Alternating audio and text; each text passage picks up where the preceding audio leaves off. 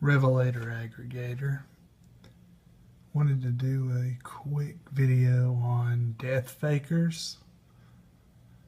Everybody's pretty familiar with the whole Bill Hicks's Alex Jones thing, and I'm a firm believer in that particular theory. Makes perfect sense to me. There's a height issue, but it's easy. It's not easy, but it's not impossible to get taller or shorter. And otherwise, he's a dead ringer, would be about Bill Hicks's age, even though he claims to be younger. Same best friend. Came out of the same radio station in Austin, Texas. Just a lot of connections. Bill Hicks died relatively young of a form of cancer that only generally old people get. So, in any event, what blew my mind recently was the whole Jim Morrison is Rush Limbaugh connection, which tickles me to death if it's true, because all these old hippies that hate Rush Limbaugh and love Jim Morrison, it just is funny to me. But they were the exact same height. There's no pictures of Rush Limbaugh as a child that I've been able to find. He didn't come on the scene till after Jim Morrison, quote unquote, died. And Jim Morrison's father, a lot of y'all may know this, but Jim Morrison's father was the admiral that was in charge of the Gulf of Tonkin false flag that got us into Vietnam. And Jim Morrison was part of the Laurel Canyon music scene which basically was where the hippies came from.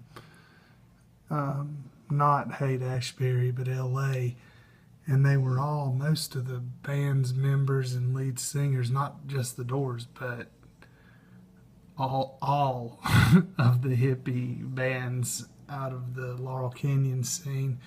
Their parents were in military intelligence or the military or American intelligence agencies. Even Frank Zappa, his father, was in chemical warfare, and potentially the MK Ultra experiments that the CIA was doing, the mind control experiments, that terrible stuff. And there's a whole book called Weird Scenes Inside the Canyon. But yeah, Laurel Canyon was not an organic music scene.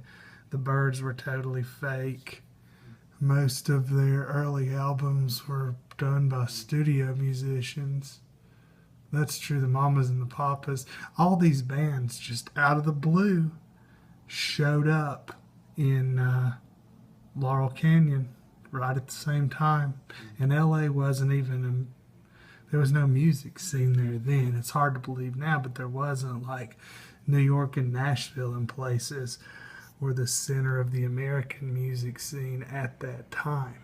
So it's just very odd that it all worked out that way and everybody just showed up at the same time. The theory is, and it makes a lot of sense, is that there was a legitimate anti-war movement before the hippies that was a force to be reckoned with, that was like college professors and respectable people, and that they created the whole hippie scene. The government did, the powers that be did, to discredit and create a controlled opposition anti-war movement, which makes a ton of sense, and it'd be just like them to do. In any event, a lot of these quote unquote hippies and rock stars were deeply entrenched in the occult. Jim Morrison and Pam Corson were deeply into Aleister Crowley and all that wicked, evil, terrible stuff. And if y'all aren't familiar with the teachings of Aleister Crowley, you should take a little bit of time and look into what an evil, awful man he was. Also, David Crosby of the Byrds was deeply into the occult. Also, was descended from like bloodline families that had been like prominent politicians and judges and soldiers all the way back to the Revolution and before. A lot of these people came out of bloodline families.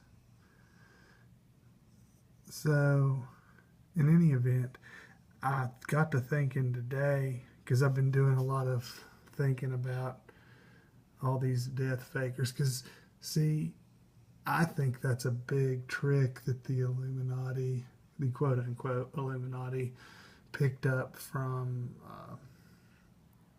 Machiavelli,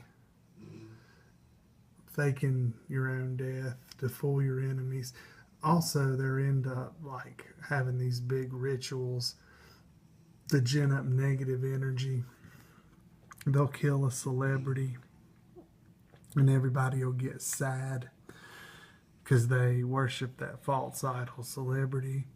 And then they'll turn around and gin up all this negative energy that they use in their freaky deaky rituals. Real esoteric evil stuff, but that's what they believe, and they do that. But it works just as good if the public at large thinks the celebrity's dead, and then the celebrity's able to go play another role or live their life. And like I said in my first video, I'm pretty sure the Beatles were totally, and it breaks my heart because I grew up listening to the Beatles, but I think they were totally manufactured, and they were just a Tavistock Institute creation to basically manipulate the masses and control the public. And I got to looking into it, and I think John Lennon may have faked his own death, because there's a video that came out, a movie, not a video, a movie that came out back in 2009 or 2012 or something called Let Him Be, about this guy that was a dead ringer for John Lennon if he had lived. Conceivably, it was a psyop that backfired, and they've had to suppress it. I've read about it. I haven't tried to find it online. But that'd be just like them. Sometimes they pull these psyops and it gets too close to the truth, and it backfires on them. And that may have been what happened with this movie. I need to look into it more. I just started scratching the surface of that today. But it's really interesting stuff. And I'll probably do more. Oh, also, I think with the whole election, the whole Russia hacked our elections thing, I think that Mueller's just a cover-up artist. I mean, after all, he was FBI director on 9/11, right after 9/11, and covered the whole thing up, the whole Zionist operation up. And that's what he's doing now.